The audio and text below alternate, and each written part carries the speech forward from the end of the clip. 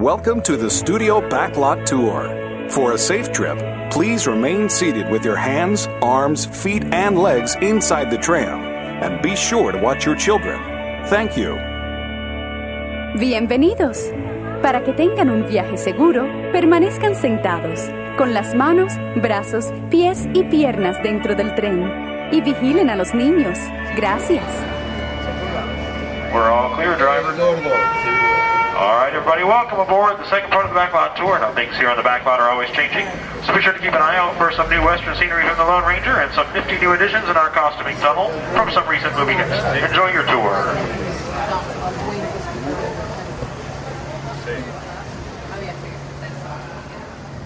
Hello, everyone. My name's Don, and welcome aboard.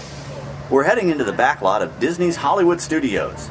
This production area was built in 1988 as a Florida counterpart to the Walt Disney Studios in Burbank, California. We included sound stages, recording studios, high-tech editing rooms, all the tools needed to create movies, TV shows, and radio broadcasts. We've even got our very own water tower, too. It's up ahead on the left side of our shuttle. We call it the Earful Tower. It's inspired by the water tower Walt Disney had built for his Burbank studio in 1939. Our Florida tower stands a lucky 13 stories high, and we added our own creative touch, a giant set of Mickey Mouse ears. If you wanted to wear those ears, you'd have to have a hat size of 342 3/8. Up ahead, after the next bend in the road, you'll have a perfect opportunity to take a picture of this famous icon. In the world of entertainment, every project starts with a screenplay and a lot of creative ideas. A production studio is where the ideas of writers, producers, and directors are transformed into an on-screen reality. Within these huge spaces, filmmakers can literally create their own worlds. Our Florida sound stages are soundproof, weatherproof, and most importantly, air-conditioned, all vitally important for the cast, crew, and equipment. Many of the crafts needed for filmmaking are located right here on the lot.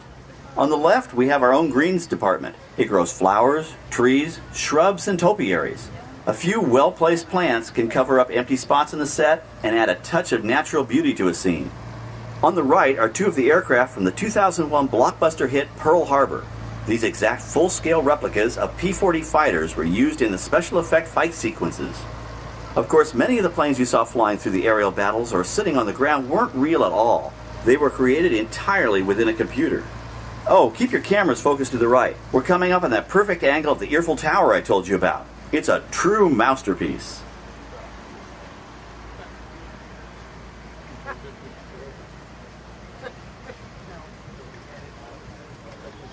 We're entering one of our most glamorous and colorful departments, creative costuming.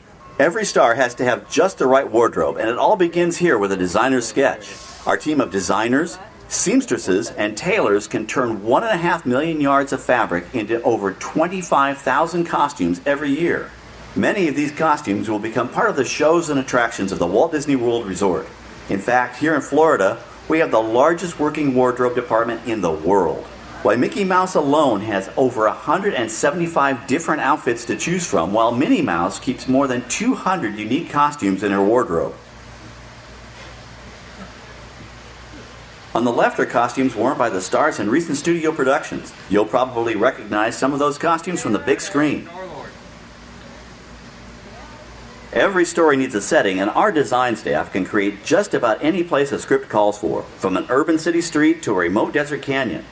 On the left is our Scenic shop where large-scale sets and props are built. Our team of set designers, carpenters, artists, and engineers has created caves and caverns, game show sets, even replicas of the U.S. Supreme Court and NASA's Mission Control, all on our sound stages. The shop also provides sets and props for our shows and parades here at Walt Disney World. The same skill and craftsmanship that goes into a movie set can also be used to create magic for our parks. Either way, it's all about making dreams come true.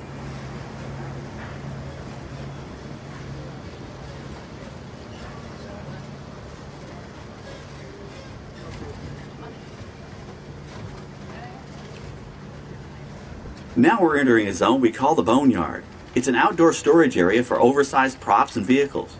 Cars, trucks, boats, planes, we often save these props in case we need them for future productions. In this backlot collection, you may find real working vehicles, non-working mock-ups, and even large-scale miniatures used in special effects shots. Large-scale models create a more convincing illusion on camera.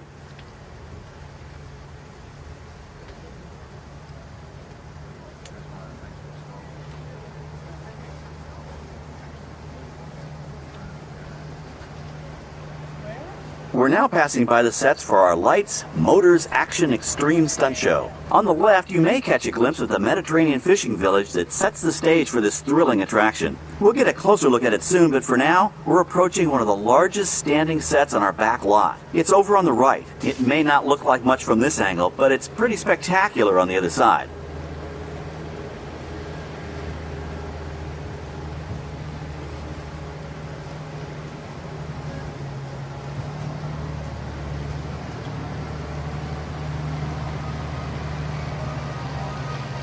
This is great, folks. The production crew has just given us clearance to enter the set. Hello, Backlot Tour. I'm Amy, a production coordinator here at the studios. I can see your shuttle heading toward our canyon set. I've given your driver permission to come in and take a look around. I'm up here with our effects crew, and we're getting ready to shoot a test sequence. Oh, on the way in, you're going to be crossing a wooden bridge, and things may get a little bumpy, so please, hold on to your belongings, especially hats, cameras, and glasses, and keep an eye on any small children in your party. And of course, please remain seated at all times. Welcome to the set.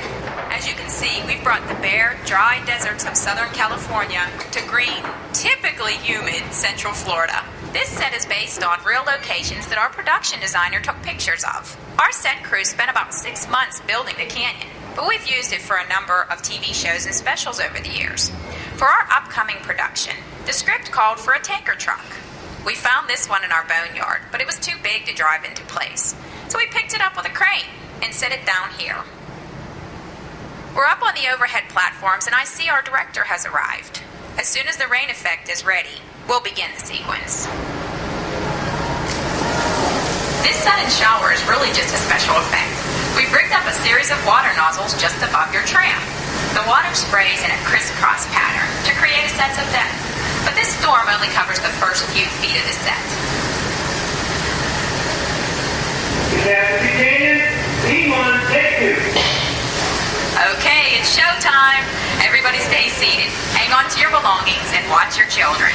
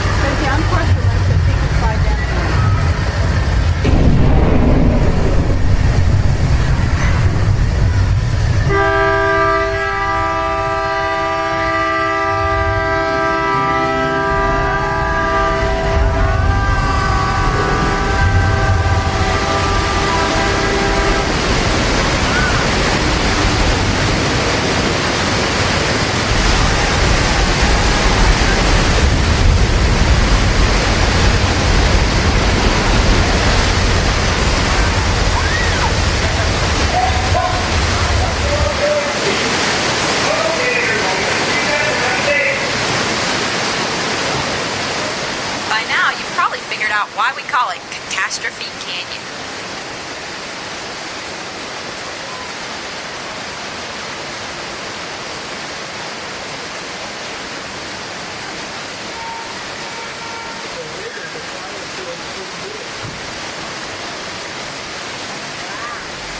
Now let's go behind the scenes and find out how this spectacular sequence was created.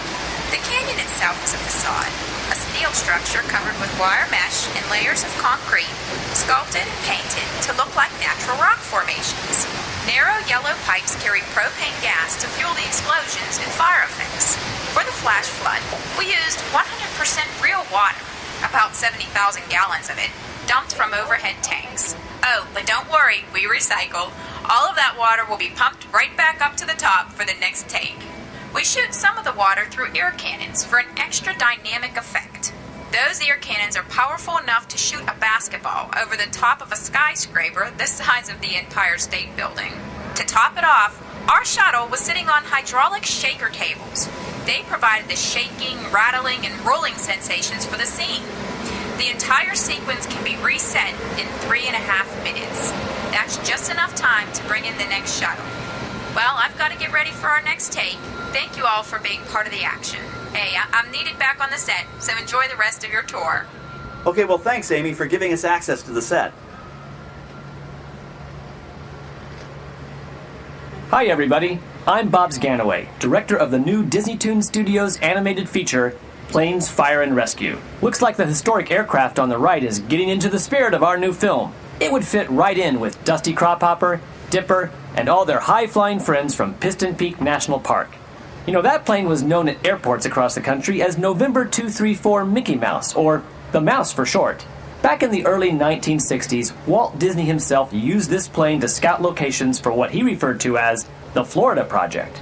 His team purchased many acres of land here in Central Florida, but they kept the Disney connection a well-guarded secret. Eventually, the secret was out, and the Walt Disney World Resort became a reality.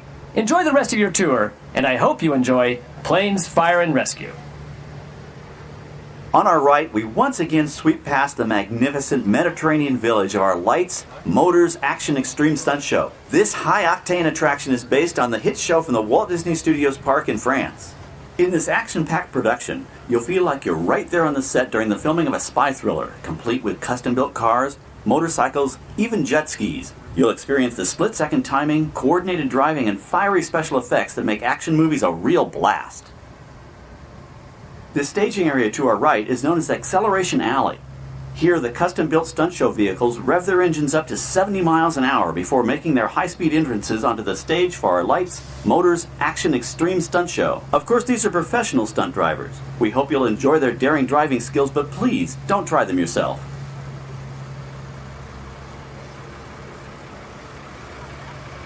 On the left, we've reached our second boneyard with more historic props and vehicles. When we reuse older props in a new production, they're often refitted with custom parts and given a whole new color scheme. You might not even recognize them the next time you see them on screen. For instance, coming up is our friend Herbie the Love Bug. He went through a special demolition derby makeover.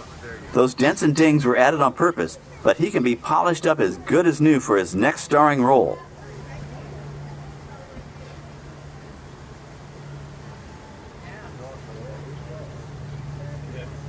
On our right, we now have a very different view of the fishing village set. From this point of view, you can see that there is no inside of the buildings. They are just false fronts or facades.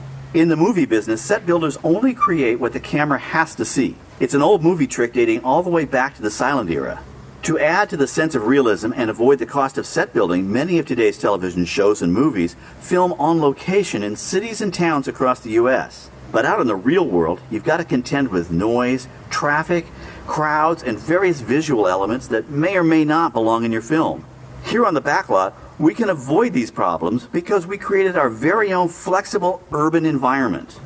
Our Streets of America facades can stand in for a small town or a giant metropolis. As we come around the last corner on our route, you'll see the skyline of New York City in the distance.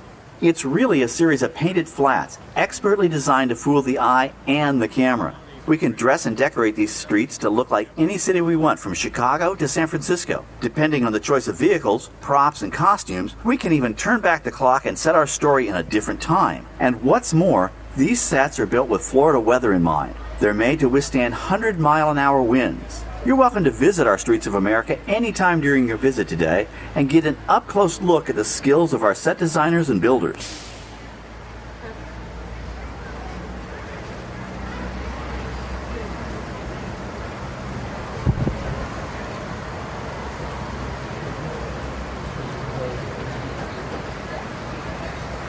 All right, friends, this concludes the second portion of the tour today. Thanks for joining us here in the Backlot. We hope that you enjoyed your time here.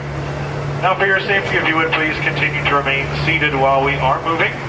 Once we do come to a complete stop, I'll be opening the doors back up on your right-hand side. So if you are seated on the right, just be sure to watch your arms and legs while those doors are opening. And we do ask, please, again, for your safety, that you remain seated inside the shuttle until your door has fully opened up. Once your doors have opened all the way up, there is just one exit from this part of the attraction today, which is toward the rear of the shuttle. So you'll just be crossing over that yellow safety line. Make a right-hand turn all the way down to the end of our dock. You'll see my friend Jim down there. He's going to show you the way back out into Disney's Hollywood Studios. Thanks again for joining us here in the Backlot, folks, and have a wonderful day. Take care now.